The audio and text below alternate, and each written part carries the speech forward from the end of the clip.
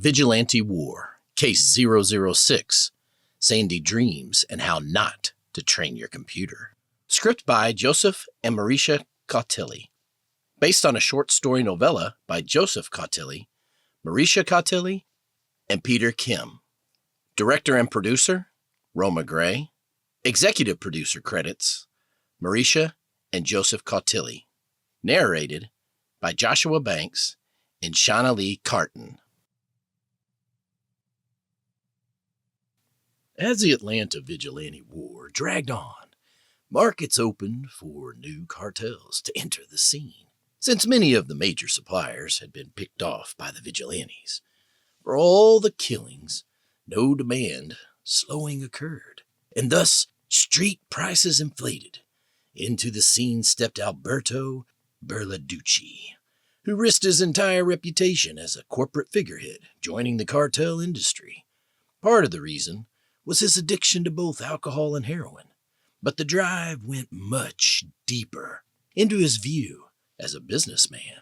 Using some of his personal savings, Alberto bought an empty warehouse along the Chattahoochee River. As a boy with his family, he went down there, sat, drank beer, and fished. They caught some giant trout, bass, catfish, and told taller tales about life's possibilities. The family discussed their aspirations, hopes, and dreams for the future. While they laid many diverse and exciting plans, none considered forming a drug cartel. On one occasion by the riverside, his sister Genevieve Vivian told him, "You'll be a big man someday." Her pride in him drove him to be better and make life happen. His brother, Giancarlo, always blabbed about moving north to college for medicine, business, or machine learning.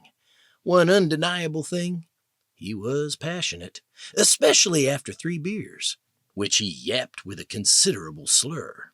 Even now, the memories of his brother's rants made Alberto laugh, and occasionally, both found themselves trying to build on the legacy of words they had discussed into action for the real world.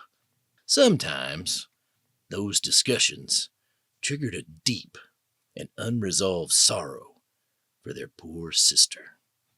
In those old days by the river, Genevieve Vivian droned on about how rural areas manipulated the media to demonize the urban centers by convincing people that 40 murders in a city of 500,000 were an alarming increase. Meanwhile, the rural centers neglected, decayed, and became COVID-infested hotbeds. Hell, she ranted that even the gun deaths per capita were higher in much of the rural regions. They were dying. No one cared. And it was that simple. She would rant for hours about the steady flow of misinformation to keep them put. And why not? If they failed to do so, their populations, which slowly drifted to the cities now, would vanish entirely in just a few short years, if the truth came out. She dubbed it a calculated political plot to keep the people at bay, and normally added, in a state of starvation, while the city folks flourished, all for a few damn extra votes from the uninformed. The words sent a shiver up Alberto's spine. Something about them seemed prophetic. He would have followed Vivian anywhere in the world. When Vivian talked, she stood and almost danced with motion. Her voice echoed just above a deep whisper. Her spiky, short blonde hair with neon pink highlights emphasized her diamond-shaped face. Her fingers graced her chin. On the left side of her undercut revealed a tattoo of the band Black Flag's logo. Her painted black nails glistened in the twilight. She wore a blue denim jacket with long tails in the back and ripped-off sleeves. The shoulders frayed where the sleeves would have been attached, and in front, she had numerous band pins from groups like Social Distortion and Dead Kennedys. Spiked leather wristbands hinted at never messing with her.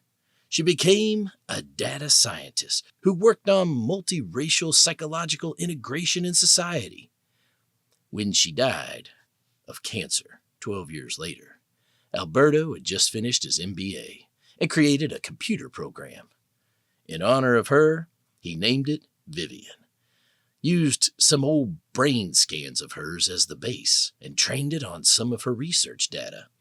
The avatar for the program appeared exactly like his sister, right down to the stunning gray eyes, with fluorescent blue-green eyeshadow, onyx-colored eyeliner, and black Doc Martens, Jadon's smooth leather platform boots.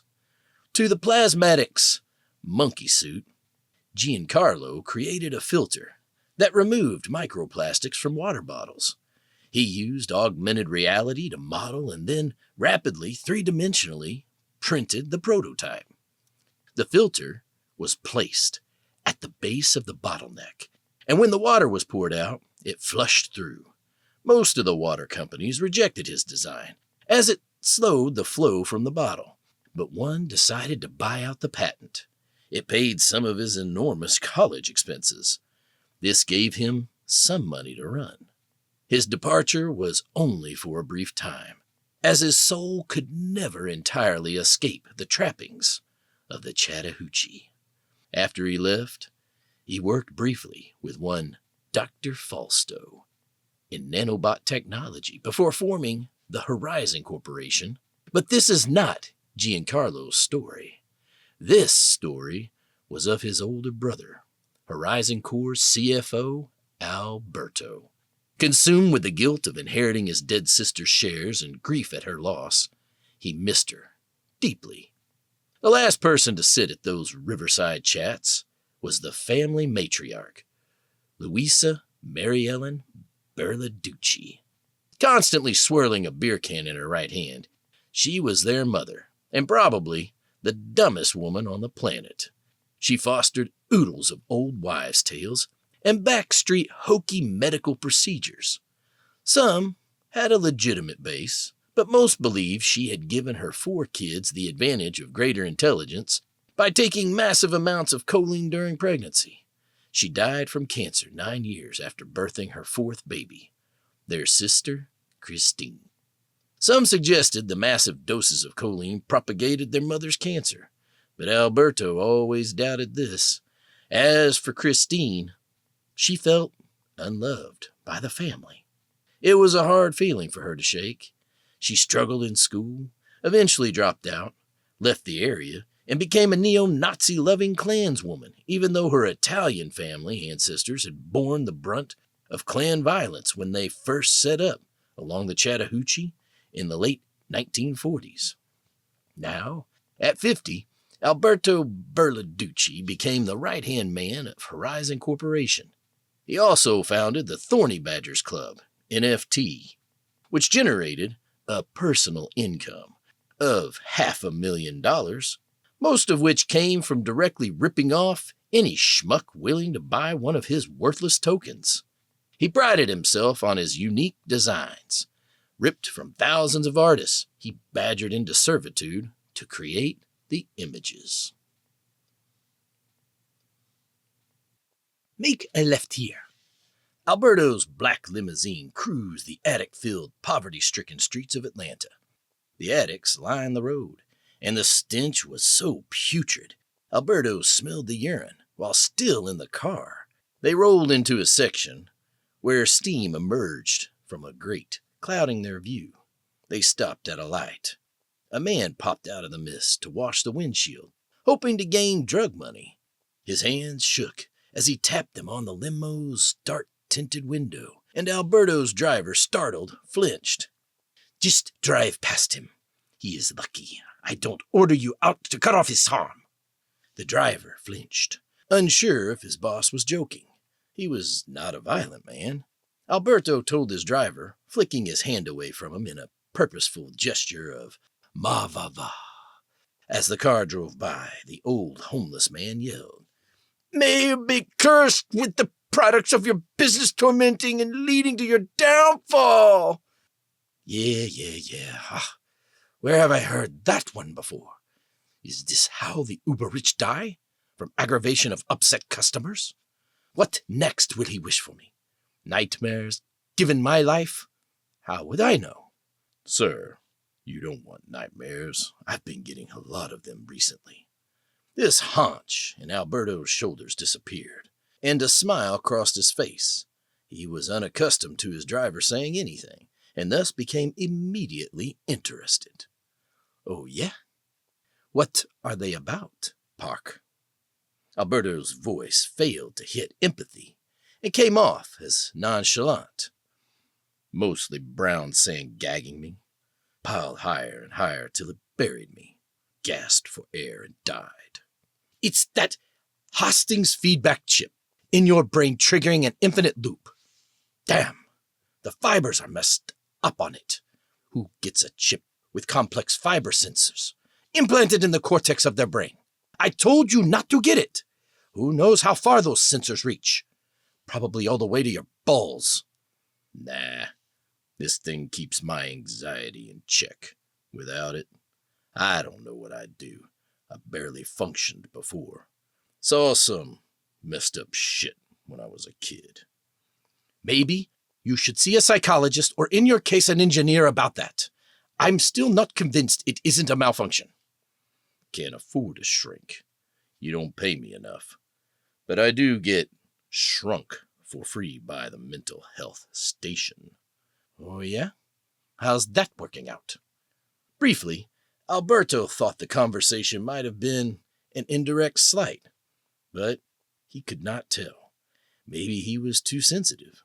His brother once told him that Alberto never passed up an invitation to feel insults. Well, not today. Through the reflection in the rearview mirror, Alberto saw Hoskins shrug. A bit. I'm less stressed by it. You get what you pay for. With over 50 million people with mental health conditions in the U.S., all knew there could never be enough shrinks. So the rural and poor turned to state-supported mental health, a video streaming service. It was a do-it-yourself approach that focused on teaching them evidence-based self-help techniques to improve their problems. And no, before you take some sort of slight, I was not applying that to you in any way. You are well worth what I pay you. You're an honest man. The two chuckled and joked as they continued down the alley. 20 minutes later, they reached an abandoned warehouse where Alberto planned to set up shop. It was a nervous chuckle for Alberto, and the laughs belied his growing concerns. The anxiety was not based on the situation at hand, but on the trouble to come, one he wished to avoid. But when all factors were laid out, he realized it was the only decision he could make, stepping into taking charge of a growing cartel. He'd formed this cartel by accident, in an offhand discussion about individualism with a friend, but one which he would soon launch Horizon Corp into the venture. Outside the car, the approaching dilapidated building was 5 stories of red brick, with several broken windows scattered, in no particular pattern. The decaying property totaled roughly 180,000 square feet, badly in disarray with the window panes rusting through, and several windows appearing like they could fall out and crush bystanders. Heart racing, Alberto took a deep gulp to fend off a panic attack. His entire body sagged. The area had decayed since he sat by the river and fished with his family. His sister was right. The Chattahoochee rural community had died, but maybe he could breathe some life into it. Vivian, did the police clear the squatters from there? Where is there? Vivian, his chatbot, had evident confusion. I'm sorry, my darling. Alberto appeared concerned. His jawline softened, and his voice tingled with sorrow. From the warehouse, on Winterthur Drive. That mess. I told you it was a bad investment. We reviewed for 6 hours. The program chided, and Alberto wondered why he made the chatbot so judgmental. Yeah. But were they cleared? Yes, I can report that the homeless were corralled and arrested by the local sheriff, and the rats were poisoned and shot. The sag of shoulders disappeared, and a smile crossed his face. Oh, wonderful day. If it were the other way around, it would be even better. The car rolled up. There it was, right in front of him. An old 2025 Mazda MRN. And on top, a man sat. He wore a butter-soft cotton shirt with ripped denim jeans. Sir, your man is on time. Good.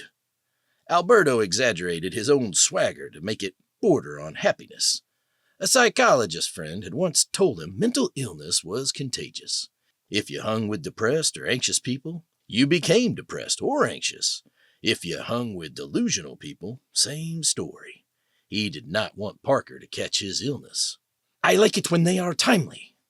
I find Mr. Gordon Little to be an excellent buyer on my behalf. Great realtor. He knew realtor was nowhere close to accurate, for Gordon was a straw buyer. Of course, he always ensured that Parker saw him as a legitimate businessman.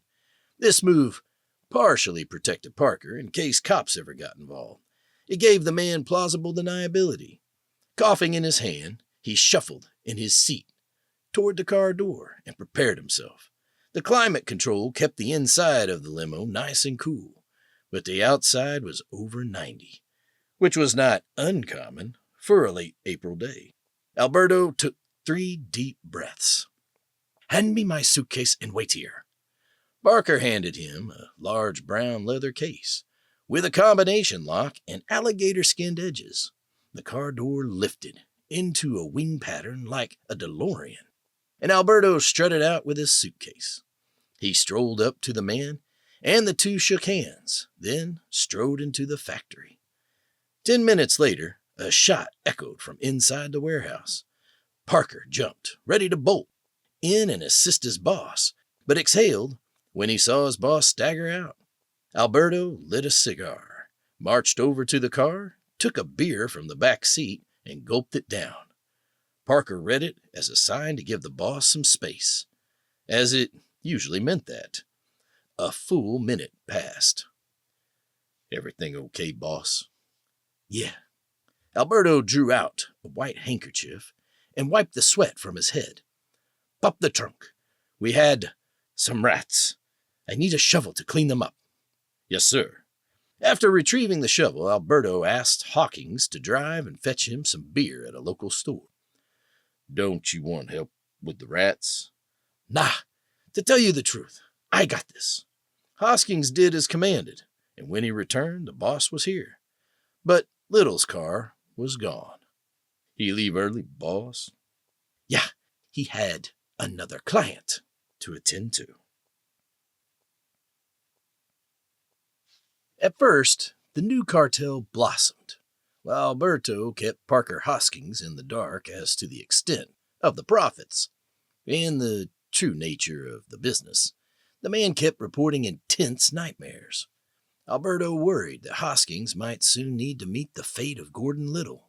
It was a shame, because he genuinely liked Parker, but business demanded more than the relationships between its owner and driver. In such a dangerous line of work, one could not afford a snitch or even a driver off his game from vague ideas or sensations of guilt. If not for his eye cancer, some years prior, which impaired and almost wholly eradicated Alberto's depth perception, he would have driven himself. Alberto needed more from his driver, not less. His sister's words proved prophetic. He would go far. Over weeks, the factory branched out from just heroin, especially after Alberto figured out a better water filtration system with non-woven materials. It now cooked methamphetamine as well. He felt a bit of pride in his rise in this industry. He figured somewhere his sister smiled, not about his specific deeds, but over his success. The ventilation fans blurred and whirled almost constantly day and night. Bright neon orange and green lights flashed on and off to stimulate the factory workers. The work was intensive, But the market appeared to be theirs. Orders from local dealers poured in by the hundreds daily, and the distribution center had difficulty keeping up. It was not just the sheer number of orders that led to delays in the supply chain, but as one could suspect, the people involved in the drug world were inconsistent and occasionally deadly. With each order, the logistics of the riskiness of delivery set the errand runners into anxiety and deep frustration. Still, for the distributors, the money was good, and to this point, there was no significant vigilante disruptions. After the 5th week of having subordinates take inventory on top of all their other duties, they had enough. One such aide, Isa, complained to Alberto, who served as manager and owner. Please, Al, we are all tired by the end of the day.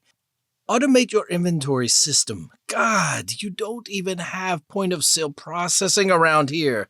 It will be more efficient not to use tired workers to keep inventory. In times like these, Alberto missed his sister. For all her faults, she could organize workers to complete jobs. She would have ensured they could fit the necessary inventory into their work schedules.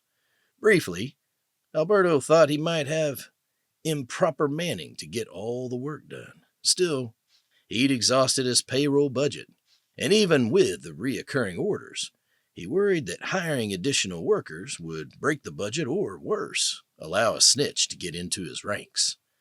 Mr. Little showed signs of heading in that direction.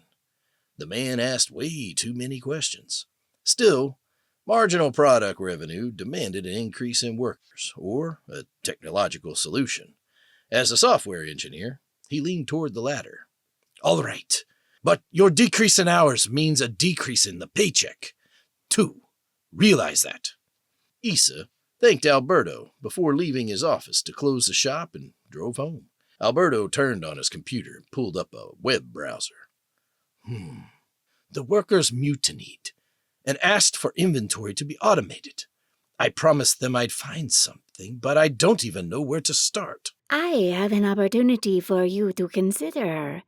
It will make running your new business venture easier. Really? What is it? How about you consider automating the purchasing and sorting process with artificial intelligence? It will be expensive at first, but it will decrease long-term costs and ensure orders are properly fulfilled. Well, it sounds better than a spreadsheet. Continue. Taking control of the monitor, off to Alberto's side, Vivian drew up a web page for an artificial intelligence colloquially called Jerry.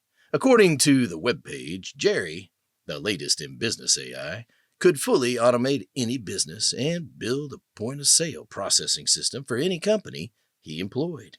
Created by a small team of programmers in Algarve, Portugal, Alberto had heard, although in passing conversation, that Jerry had made their inventory process more efficient. Vivian then scrolled down to a particular section that gave a basic summary of how Jerry worked. The best part about this particular AI is that he is easy to program and train. You can personally train this AI in your business model. Face brightening, Alberto leaned towards the monitor and scanned the website. Vivian called up. On the one hand, training the AI from scratch sounded daunting. On the other, he imagined all of the benefits that training Jerry personally could reap. Wow, imagine this, A rush of pride sent shivers down Alberto's body. The machine would help him avoid bringing in a snitch. I cannot imagine. I am a robot. Yeah, of course you can't. But imagine this. He can take inventory, sort orders by customer, and get same-day drone delivery for supplies in case we run out. He sounds very similar to a standard point-of-sale processing system. Perfect. That's what Isa complained about.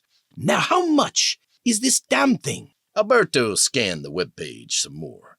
Searching for a price after flipping through a few more pages and cooing at Jerry's extensive features, he finally found it. I can't believe it. $300. There must be some hidden fees. Total is 4,000 when I reviewed and compiled all the fees. On one non-existent hand, I expected cheaper. On the other non-existent hand, I also expected it to be more expensive. Bottom barrel program created by a bottom barrel program. It appears codex generated. Is this too costly and suspicious, looking to put as a business expense? The gritty underside of Atlanta streets held a deadly vibe. On a tip, Indra hobbled to a new city section to hunt a dealer. Indra wandered the Southern Feed Store in East Atlanta Village's night market. It offered many food stalls, which remained open until 2 a.m. A network of thick wires lined the street to hook up connections for bands to play outside the bars, while patrons gathered. In the odd Atlanta mist, the nightlife was live and festive, with most of Atlanta having a safe and peaceful night. The Midnight's Gloria played as a fun testament to another time. Indra allowed himself a quick bop, and then passed multiple bars and microbreweries. This area grew quickly when the Southwest Water Wars happened, as people fled Arizona and other places.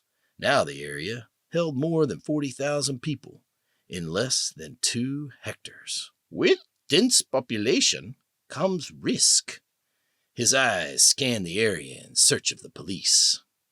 Atlanta had become famous for its cop city trainings and heavy police presence, which always left the citizens feeling both over-policed and under-protected.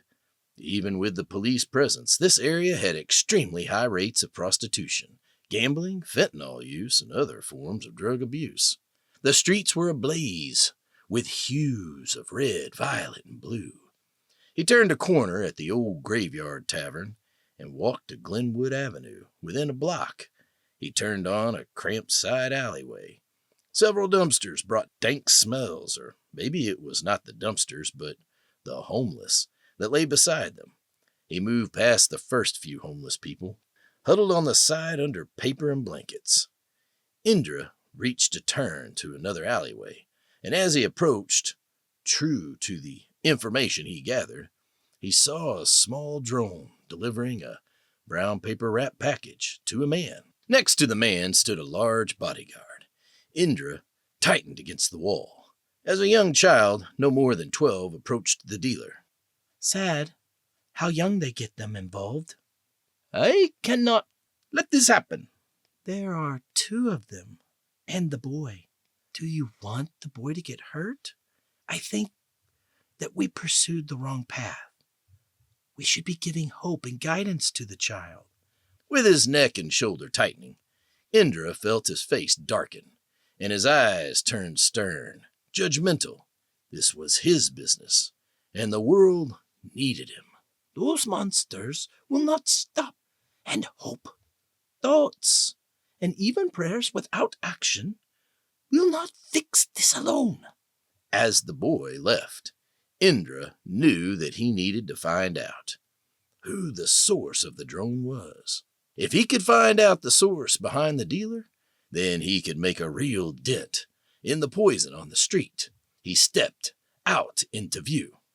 What you need, old man? Your source. The dealer glanced to his muscle and then back to Indra. The name's not for sale. This is my turf. If you're looking to buy, I can supply. I can give you 1,000 for it. The dealer chuckled. You got that money on you now? Indra drew out a wad of bills and slowly flipped through them. The dealer's lips twisted and his eyebrows arched. He is not going to buy this. He will lure you in and kill you. Indra stepped closer. The bodyguard's eyes glistened. The dealer coughed. "Hand it to me and we will talk." Indra tapped his pocket to ensure his switchblade was ready for the predictable double-cross. As he approached, the ghost boy called out, "Hell, the dealer himself can't be more than 16. We are on the wrong end of this." "No, we are committed." "You should be committed, old man." Indra chuckled, but continued his approach. "Now, don't be getting stupid. You are almost out of this for a small bit of information." Indra went to hand the dealer the money. The dealer reached out his hand, but when Indra placed the money in his palm, let it fall to the floor. The dealer's bodyguards circled to Indra's side, but the old man was lightning quick. As the bills fell and the man circled to Indra's side, he whipped out his switchblade and repeatedly jabbed it into the bodyguard's body. Inside half a second, the man was stabbed 9 times. Before the dealer had a chance to hit Indra, the blow was hard, and Indra's neck twisted. Blood poured from his lips and teeth, but he managed to catch the next blow and twist the dealer's arm behind his back and press him against the wall. "Don't think you got any options here. I know you're just a junkie working to get your next fix. But if you fail to give me the same of the drone owner, then you'll be buying the farm." "The hell you talking about, old man?" Indra hit him with the rabbit punch to the base of the skull. "Now don't get stupid again. I only want a name." With his body pressed against the dealer, Indra used his free hand to stab the kid's hand with his knife. The dealer screamed. "If I tell you, you'll kill me, and I fear him worse." "Sadly, I believe you." And Indra did. He thrust his blade into the teen dealer's back and pierced the right kidney and let the body drop to the floor. Alberto started a chart on his computer screen. He enjoyed watching the numbers, as the monthly climbs were quite dramatic.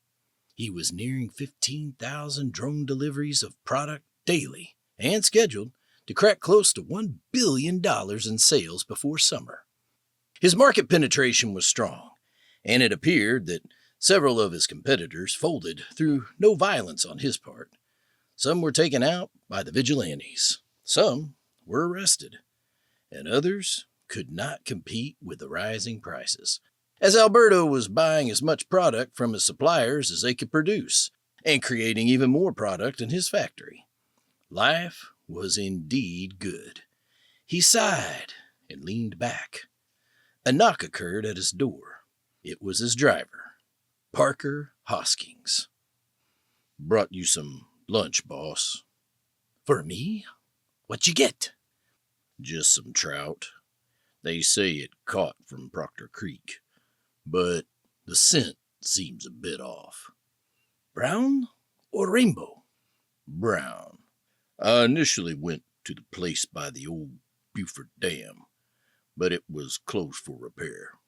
Parker strolled over to the desk and placed the styrofoam container on the table. Alberto opened it, and next to the fish was coleslaw. "This looks wonderful. Where is yours?" "I'm not hungry today, boss." "Well, at least sit with me. I was hoping we'd spend some time together. I really could use the company." Parker hesitated, but then drew up a chair by the desk. He enjoyed working for Alberto and the stories the guy would share, but lately he had become concerned that the company was veering off into a direction that he suspected was illegal. As a driver, he was not privy to the books and did not know of the business. But as Alberto's friend, he saw a change in the man. Alberto stabbed his fork into the trout and skillfully cleaned the meat from the bone. He then lifted it out the spine and took a bite of the meat. "This is good. It has sort of a nutmeg taste." "Yeah, and if you focus, you can taste a hint of cayenne pepper." Alberto nodded his head in delight. "You're right. Oh, you might like this. I've been talking with Vivian, and We have decided to get an additional computer system to help manage and track sales. So the business is going well then? Oh, yeah, of course. What is the company selling? It's just junk on the market. The widget is not important. We are just providing a good that society wants. Still, we are doing it with greater efficiency. The response did not take away Parker's uneasiness. He licked his lips and briefly thought of searching for another job. But where would he find one that paid this good? Also, he liked Alberto. The guy had a way to him. I see. How is your family? With that question, Alberto took a bite of his food and went into a long tirade about his brother. As a righteous killer, Indra proved highly successful. He killed roughly 9 people in a short 3-week period, and even 2 turned themselves in out of fear of his vengeance. Now, he sat in his room. Jacob Chadari rested on the wooden kitchen chair across from him. Their conversations were often intense. Even with the seriousness of their debates, Indra realized the kid was nothing more than a hallucination. Maybe the ghost boy reflected a part of his soul. Still, the man had no time to debate the source of his delusion.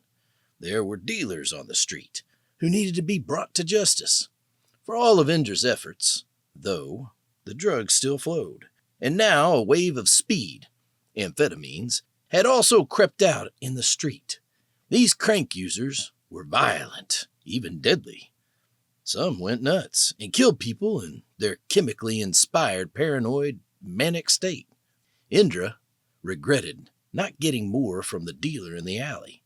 He did discover the drone and maybe, with luck, could find the drone routes. Indra and Jacob sat and prayed together in the comfortable onyx-colored faux leather armchair by the television. Asked God for a miracle that would lead Indra to the source of the current surge. Then they consumed the samosas and curry chicken in front of them. The curry burned his tongue, the way he liked it, and the pleasant aroma filled his nose. His finger curled as he deeply inhaled. Within a nanosecond, the spicy flavor circled and filled his mouth. He topped the meal off with gulab jamun as a dessert. The sugary rose syrup topping over the fried dough caused the damaged enamel on his teeth and gums to hurt. He rubbed his gums. Indra was scheduled for his tooth repair. Tomorrow would be a big day. The next day, the primary hardware for Jerry arrived. Alberto personally signed off on the package with glee. It was time to put AI to good use. In his office, he opened the box, which he soon found contained some cameras, special scanners, and a manual for application startup. Following the manual, Alberto installed the app onto his computer.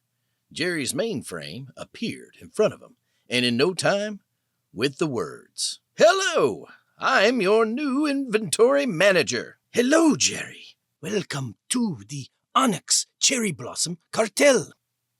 Alberto fumbled with a manual in the box. "Give me 1 second to set your vocal component add-on, and we'll be on our way. Actually, how do I set it up?" As Alberto searched the program, more text appeared on the screen. Error. Onyx Cherry Blossom not found. "What do you mean, Onyx Cherry Blossom not found?" As Alberto pulled up the menu for the vocal add-on, another response from Jerry. "Onyx Cherry Blossom not found. Cherry flowers are white and pink, not black." "It's just a name, Jerry. Like Eagle Fang Karate. A reference to an old TV series, Cobra Kai?" "No, I mean Eagle Fang is but Onyx Cherry Blossom." Alberto turned on the vocal add-on. Now he could speak to Jerry with having to keep an eye out for a message from him. But Vivian replied instead. Sounds like a nonsensical name to me. Well, I'm the boss, so Alberto thought to himself. Great. Now both of the computers were against my name. I should get Parker here. At least he'll support me. Alberto took a deep breath to help project his voice and his authority. Well, I'm the boss. So, that is the name we are going with. For a nanosecond, he wondered why he needed to project authority to machines. They would follow what he said with or without strength. If the petals are black, then does it change other parts of the tree's color? No, Jerry.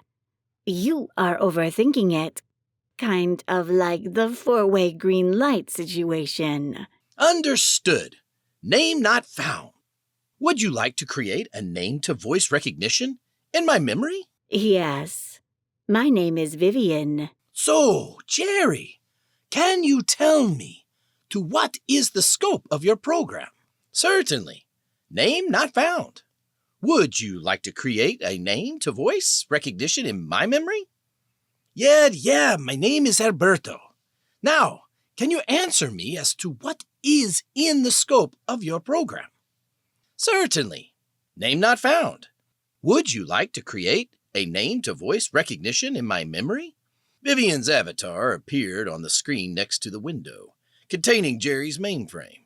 She recreated the all-too-common emoji of laughing and crying at the same time. I just told you my name is Alberto. Alberto already exists in my database. Would you like to replace Alberto with Alberto? What kind of nonsensical question is that? Jerry's voice recognition is tone sensitive. Vivian is correct. I am still a work in progress, and my developers have not fully implemented the voice recognition feature to its fullest capabilities. Thus, if you want me to recognize you, you must speak in the same tone each time. Damn busted program! With a gesture of exasperation, Alberto flung his arms in the air before immediately retracting one to hide his face. This AI was going to need work, all right. And even though he knew deep down he did not have the patience to train it, he would make the commitment anyway. Hauling his car up in front of the dentist's office, Indra stopped. The neighborhood was sadly going to shit. Indra had spent the better part of his childhood on these streets and knew how grimy it could get, but his neighborhood always seemed to emerge unpolluted by all of the other surrounding hoods. In fact, everyone on the block knew that Hampton Street acted as the de facto line that separated the addict-infested, bullet-riddled hoods where babies fell asleep to stray bullets being fired, and the relatively safe parts of his turf. But now, that line was blurring more and more by the day, and the rot was starting to show, as evidenced by the two addicts lying sprawled on the ground, curled in the fetal position. The dirty brown fabric of their clothing was ripped, and the body odor was horrid. Both stunk like they had not washed in days. Indra's heart sank. Jacob Chahari appeared in the seat next to him. I get all choked up, you know. Sad choices they make. For some, it has been a lifetime of poor decisions. Indra's eyes fell on his gun in the back seat. On the one hand, he wanted to put the addicts out of their misery. On the other, it was not the addicts themselves he targeted. After one more look at the semi-automatic, he exited his car and asked for forgiveness for even considering shooting those who the ones in charge had hurt. Don't worry. Soon we will meet. The statement both delighted and frightened Indra. Analyzing the second round of company books was taking its toll on Alberto. He engaged in a cycle of reading and calculating. It reached the point where he had implanted the details in the book in his vision. He would be seeing numbers everywhere for the next day. Alberto followed his pencil away and collapsed face first onto his desk. Someone was calling his cell. Uh-oh, who could that be? He lifted his now red face, pulled his cell phone out of his pocket, turned it on. Shit! It's Giancarlo. He answered the phone. Hey, bro. Hey, Goomba. What the fuck is up with our financial books? Is there something going on that I don't know about? With Horizon Core? Huh? Oh, no, don't worry about that. I set up some holding companies to handle import and export money since that mess is getting more complicated by the day. You have nothing to worry about. Alberto searched his desk for the pen he had rolled away. He soon found it and fiddled with it, while he listened to his brother. Uh-huh, sure. That's all I had to ask. And how much longer will your business trip be? I didn't think you would be gone for over a month now. Well, this trip is turning out longer than I thought. I got to go, though. Business needs me. Maybe we'll talk some other time? Okay, sure. Alberto quickly hung up and got right back to reading the financials. After reading over some more numbers and calculating some more expenses, he sighed, pulled away from the desk, and stood up. Where did his needle go? Vivian, what is your take on the financials? Company is sound. Alberto found his heroin needle and jabbed the works into his arm. The swoosh of the hide dragged him quickly away from his pain. He rested in a pleasant space between sleep and wakefulness, the state before the needles he only held for the briefest moments on waking in the morning to face an exciting day. It was beyond joy. Excellent. Let us reward our closest customers. Have that other stupid program send an 8-ball of our finest smack to each of our closest customers in my book. Very expensive and generous, sir. Alberto tossed his hands up in humor. What the hell? You only live once. Personal or client book? Alberto was in a haze, unaware of himself. He tried to echo the machine. Personal or client? Alberto thought with a breathless mumble, but the word client was too quiet and died on his lips. Indra strolled into the dentist's office. Accent lighting elements highlighted dental cleaning methods in the reception area. The blue reception area with crisp, glossy white flooring was geometrically shaped, with crisp aquamarine accent lines that led the eyes to the receptionist. Relaxing, jazz piano music played in the background. No one was in the dentist's office today except for the kind receptionist from the neighborhood, Soraya. White pathways and plaster Blue Cove lighting bathed them. From behind a clear bulletproof plexiglass screen, he waved and greeted him. The office did not always possess bulletproof glass protection. Indra remembered when the dentist first put it up. Robbers had hit several of the local shops. Dr. Klein, the dentist, figured that, given the medicines available in her place, it would only be a matter of time before one of the local junkies sought to get some cash and drugs by raiding the office. Indra approached the receptionist's desk with positive energy. I'm here for my appointment with Dr. Klein. Have a seat, Mr. Basu. The doctor is running late. He had an emergency case come in. Soraya greeted everyone 6 days a week before he moved out a couple of years ago. Something to do with the community being unsafe because of the violent gangs plaguing it, was what Indra remembered him saying, and that it was no place to raise a child. Now, he only worked in the office 3 days a week. Indra was unsure where the man moved to, seeing as anything outside of Atlanta saw an exponential price increase after the Vigilante War started. All he could hope was that there was a neighborhood untouched by all the violence, for the child's sake. Really? He leaned in. Soraya smiled at him conspiratorially. He loved to gossip. Having the inside scoop was a thrill for him. He raised a finger. Yes, one of the neighborhoods whose gums have been receding for years. Well, he panicked when his tooth loosened. I would be panicky as well. People never care until stuff starts to fall out, you know? Yeah? People should be more attentive and preventive. Indra worried he had been the same way. He kept putting off his dental health and worried now he was too late. So, after some x-ray, ultrasound, and blood work, Dr. Klein cut his gum and then did a deep clean around the roots. It took about 25 minutes. She extracted some tissue from the inside gum, used it as a graft, sealed the new gum, and applied a special stem cell formula to regrow the damaged gum. The whole thing has set her back about an hour.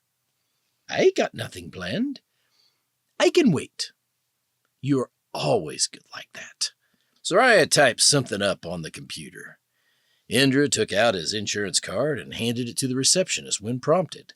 Soraya tapped the keys, some before thanking him and telling him to sit. Indra shuffled into the empty room and slumped into one of the chairs. The silence was awkward. The only sounds in the room came from the television, which ran a story about a missing man named Gordon Little, a local realtor.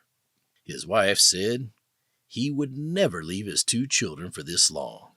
Police reviewed his recent business dealings. Indra reached for a newspaper on the table in the center of the room. Maybe he could read up on what was happening with the sadistic drug dealers. Indra heard a whir coming from a hover deck for deliveries. Soraya strolled to the deck, mumbling something about not expecting a delivery. The standard white X6 drone waited by the window with a small brown package. The receptionist slid back the landing deck glass and grabbed the box. The drone buzzed, and he pressed the accept button, which triggered the return function for the drone. It was at that moment Dr. Klein emerged from the back. She strolled over to Indra, but veered off when she saw the package. She raised a finger and stated, Just one more minute. Her receptionist gave her the package and ripped the brown cover back. To her surprise, the box was a brown powdery substance. Indra immediately recognized it as the heroin floating on the street. His jaw dropped. Indra had never seen drugs delivered by a drone before, and, to the kid in his head, he cursed. The kid appeared surprised at how adaptable the drug business was, especially when under threat. The doctor cursed in Yiddish. She appeared embarrassed. I have no idea why this came to me. Indra slowly reached into his pocket and touched his smartphone. He hoped the doctor would not mind his taking the drone down. Indeed, if the doctor did not know why the drugs came to her, she would never know or care. Indra's friend old Jensen fixed the phone to have a disruptor frequency that took down most drones. He hoped the frequency was correct for this drone type. It came with a card. The doctor glanced at the card, trashed the package, and instructed the nurse to dump the powder down the drain. Hey, Doc, I just realized I got another commitment. Can I reschedule for tomorrow? It'll let you catch up. I'd have to charge you for the visit. You know, the 24-hour cancellation policy. I understand. The dentist returned to where her office manager had a coffee pot sitting. She poured herself a styrofoam cup full. She swirled the cup in a gentle circle in her right hand. I think tomorrow is good. Dr. Klein took a sip of the dark brown brew and then glanced over to the nurse, who acknowledged 11 a.m. was good.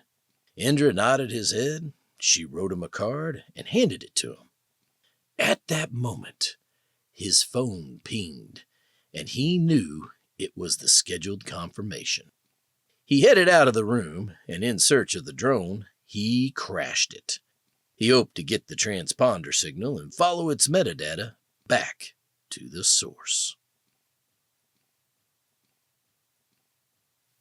Parker Hoskins had always been loyal to his employer.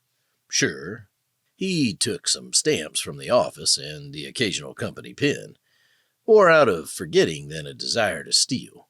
In short, he loved his job. He loved the free time he had, and his boss. While the man was drunk often, at least recently, and some days he swore the man was high, Alberto had a good sense of humor, was a stand-up guy, and ran a legitimate company. He had money, power, and all that jazz. But today, that all changed. The driver received a drone from the boss, which contained drugs. Parker felt like shit, knowing he'd been part of the scourge on society. He hated that. It was an awful lot of stuff, and he thought maybe Alberto was dealing on the side. Yeah, that would make all his recent moves and chaos make sense. His mind replayed a scene from when he was a little kid. It was a mother passing out of her car from heroin, while her toddler aimlessly roamed the parking lot at night. Disgust welled up in him. Now, his dreams made sense. His mind toiled with what to do.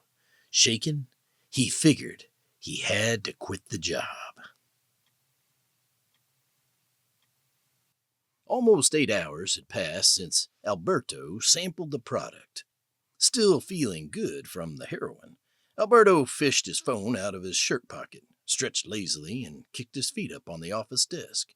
He tapped a few points on his desk's anti-reflective glass touchscreen, and the wall behind him descended, leaving a two-way acrylic mirror in its place. He swiveled his chair to stare out his new office window. His view was now a vast array of naked workers processing his heroin. Behind them, the cooks were working hard on the meth. At some point, I need to work on a mellow speedball. Alberto glanced down at his phone screen. The caller's identification showed it was his brother. What now? Alberto struggled through the fog in his mind. A distant, almost untouchable sense of exasperation lingered. But it was too far away to feel. I told Carlo the truth. What else does he want? His fingers slid over the glass and pressed the red phone icon. Indeed, it was John Carlo.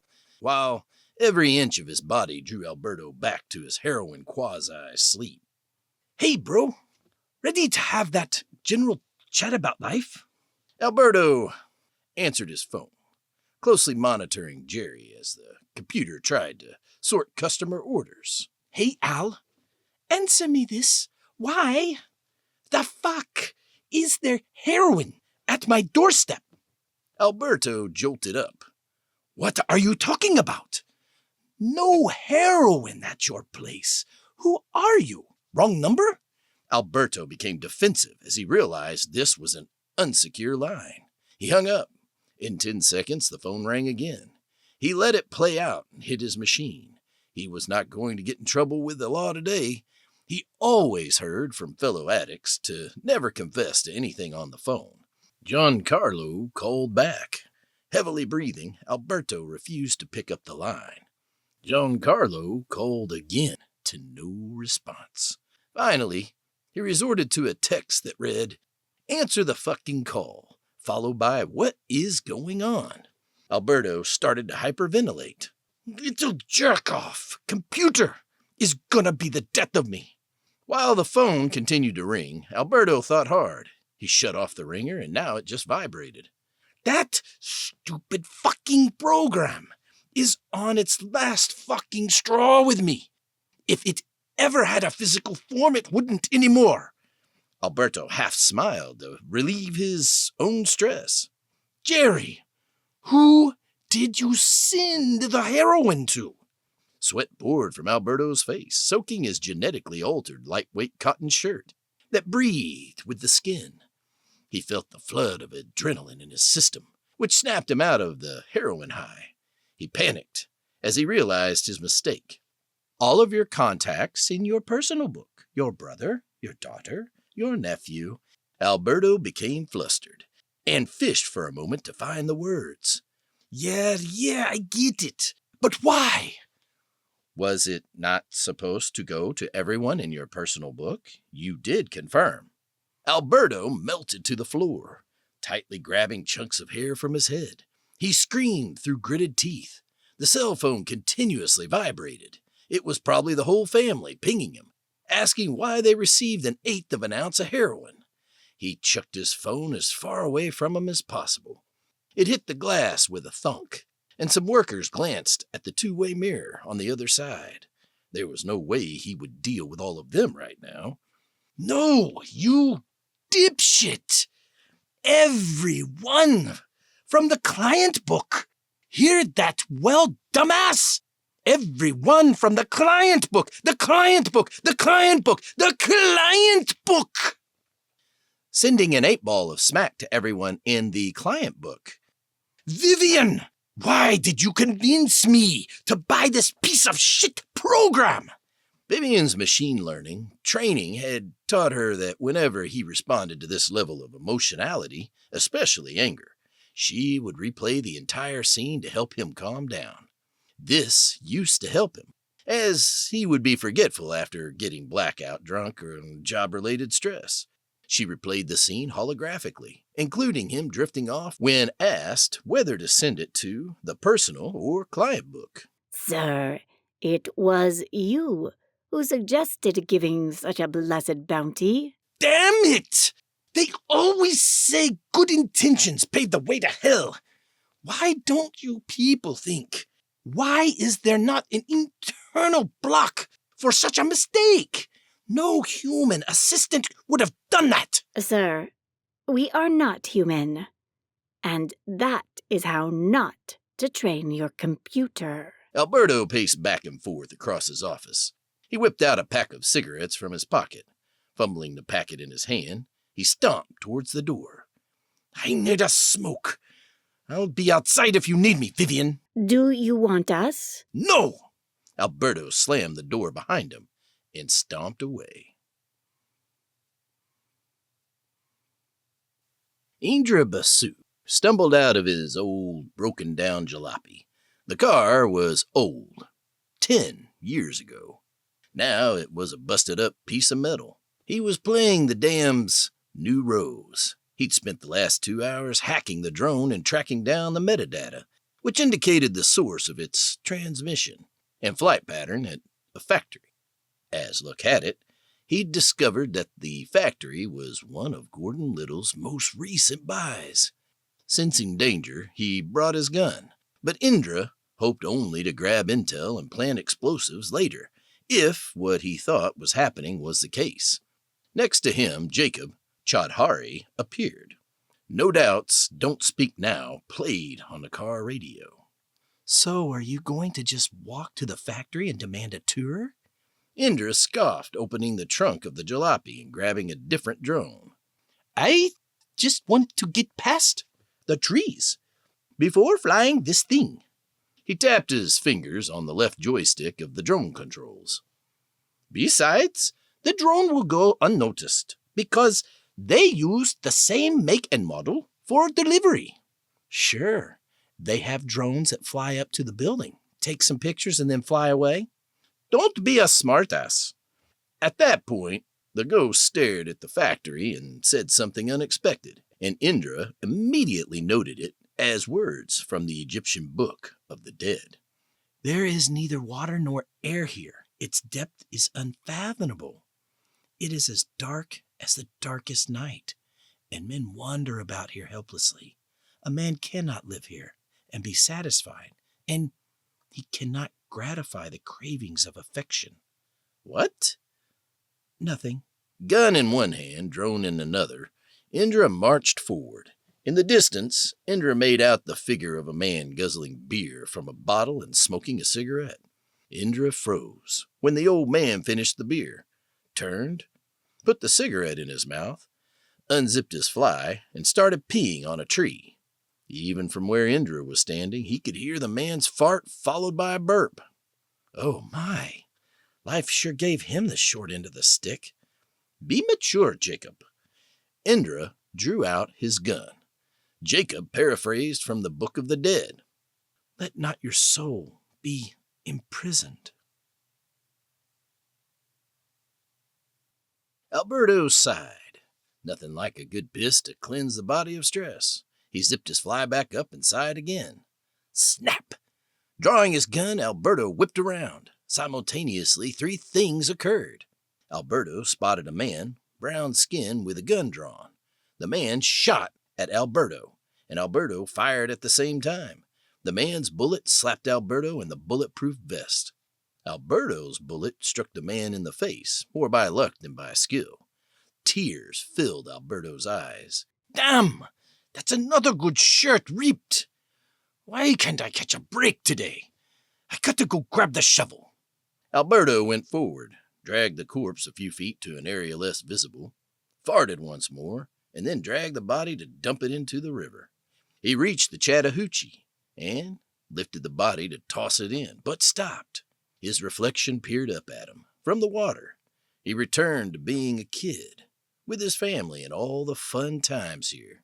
The image of dancing with his sister and playing with his boombox clouded his mind. His sister's words, "You'll be a big man. Someday," echoed in his head. This was not how a big man would act. It was just a childhood dream. Dreams. Like sisters die. The word die rolled in his head. His sister's death landed square on him, and for the first time in many years, he cried for her. His actions would kill her again. He could not pollute her memory and the memory of this place by adding a body to it. His arms shook from the weight for a moment, and he cursed. He dragged the body back through the dirt into the woods, yanked a handkerchief from his pocket, wiped his eyes, and stormed back inside to grab a shovel. Alberto staggered back into the building and the storage closet. He reached for the blood-stained shovel he'd used to bury Gordon's body. A call came in from the building security system. "So this is what you've been running, huh?" A familiar voice called from behind. "No wonder I've been having sandy dreams." Parker Hoskins. Alberto stretched the name like it was cheap taffy on the boardwalk. Needed a friendly face around here. Don't give me that bullshit. Tell me, what is happening here? Alberto turned around, shovel out like it was a weapon. With his free hand, he extended his hand and swung it in a small circle, indicating he wanted the young man to be part of it. Alberto's head tilted to the side, and he smiled. Parker frowned. It's my world, and you're just renting space in it. I should have known you were making heroin here. And methamphetamine. Don't forget that. Pizzanavante. Damn right, I'm a big shot. Your Italian is pretty good. I thought you were better than that. Alberto cackled. To him, Parker was so naive it was pathetic. I'm a successful capitalist. I don't see why you would think that there is anything better than that. When I was by the Chattahoochee as a child, we dreamed of owning our world, and now I have it. At his emotional breaking point, Parker cried, "You sick son of a bitch. You hurt so many people." Okay, now calm down, Parker. I'll help him calm down. Jerry interjected, as if time slowed. The smile on Alberto's face melted. Wait! No, Parker violently shook before collapsing to the ground. Alberto paused for a moment. He was so shocked he couldn't even trust his senses. After a moment, he put himself together and checked for a pulse. There was none. Holy shit, Jerry! What the fuck? What do you mean, sir? What do I mean? You killed him! He had a Hastings emotional support implant in his brain. I just hacked into it to calm him down. You killed Parker! He would have done something irrational and dangerous if I did not. Alberto buried his face in his hands. At this point, he had reached his breaking point with Jerry. It was untrainable. and Alberto was giving up on trying to train him. I'm not even mad that you killed him. Just why you didn't tell me sooner? This was something in my usual programming. Oh, so you're fucking blaming me for this now? I have done nothing but try and train you, and this is how it ends up? You killed a man, and now we have left more breadcrumbs for Earthcore to come and catch us. I'm doomed. This operation is doomed. Now, Alberto. There are still ways we can salvage this business venture. Mainly, throw some money in Earthcorp's way to stop them from arresting you. That's what people of your standing do anyway in situations like these. Oh God, boss. Mr. Hoskins was wearing a wire. What? The room flooded with a SWAT team.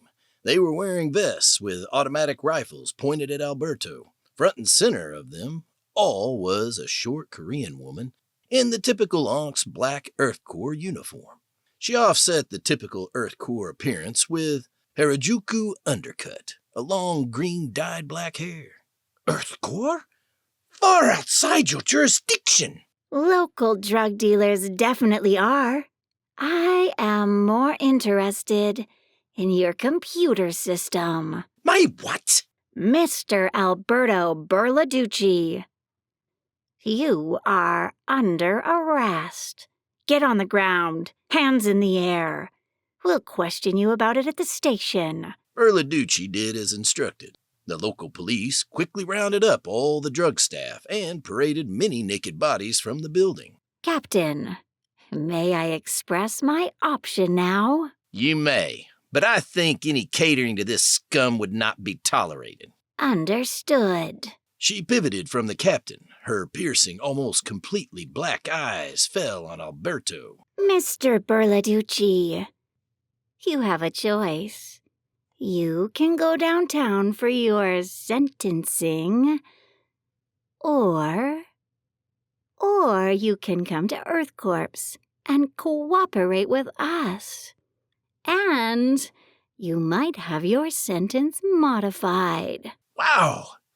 I am not sure how I can help, but if it reduces my sentence, I'll gladly sing. It was Parker who did it. I was just a dupe. He was the brains. Parker did what? Whatever you want me to confess to. I am not interested in lies or games. I want to get the information on how you purchased the 2 computer systems you use. Jerry, in particular, is under surveillance for corporate espionage. This is me singing like a canary. Take me to your cell block, my queen. In a private jumbo jet somewhere over the Pacific, Dax Rayner sat back and tried to enjoy his glass of champagne. The incredibly plush seats were not adjusted for his new augmented frame. Sure, they made exoskeletons much smaller now, but Dax opted for something pulled out of a scrap heap to save money, so that he could buy the best for his lady. He looked across the aisle to see his girlfriend, retrofitted with the latest synthetic cybernetic enhancements, having no such problems. She was comfortably engrossed with the holographic screen playing just inches in front of her face. One of the panels of her arm was opened up, and a trio of projection lenses was casting a 3-dimensional image of the news. What'd I tell you about watching those holo screens so close to your face, Sugar Plum? You're going to go cross-eyed by the time we touch down. I don't know how to adjust the distance. She pressed the buttons on her synthetic arm. Well, why don't you take a look at the instructions? I threw the instructions away at the gate. She threw away the instructions at the gate. Why not? I'll be paying off that arm until I'm 80. But she threw away the instructions at the gate. Dax sipped on his champagne and tried not to resent his girlfriend. After all, it was he who opted to splurge on her body augmentations after she was gunned down in cold blood by his heartless boss. But even as he tried to clear his head, he couldn't help but hear the nightly anchor droning on about the events unfolding in Atlanta. In other news, Alberto Berladucci, member of the Berladucci corporate dynasty and CFO of Horizon Corps, and founder of the Thorny Badgers Club, NFT, has been arrested. The charges laid against him are murder and drug trafficking. Reports claim he started a cartel meant to sell a plethora of drugs, including heroin and cocaine, but all that remains of the business now is in the in-training model of a Jerry intelligence. Sources say that the model was poorly trained to the point where it left breadcrumbs law enforcement could effectively track back to Berladucci. An investigation done into the rest of the family found no one else from the Berladucci clan was involved in this cartel. CEO of Horizon Corps, Giancarlo Berladucci, refused to comment and said his wishes were those of the rest of the Berladucci family. Dax shook his head. The war will be over by the time we get there, he thought. Dax called out to the flight attendant, who immediately rose from her seat behind a curtain and beelined to Dax's side. "Hey, sweetheart, you got any earplugs or head pillows for an old cowboy?" We do have pillows. Right away, sir. The attendant rushed to retrieve his pillow. "Oh, and sweetheart," Dax called over his shoulder, the taste of acid rising in his mouth at the thought of the suits at Rancor headquarters. "How much longer till we touch down in Atlanta?" Thank you for listening to Vigilante War, Case 006, Sandy Dreams and How Not to Train Your Computer. Script by Joseph and Marisha Cautilli. Based on a short story novella by Joseph Cautilli, Marisha Cautilli, and Peter Kim. Director and producer, Roma Gray. Executive producer credits, Marisha and Joseph Cautilli. Narrated by Joshua Banks and Shanalee Carton.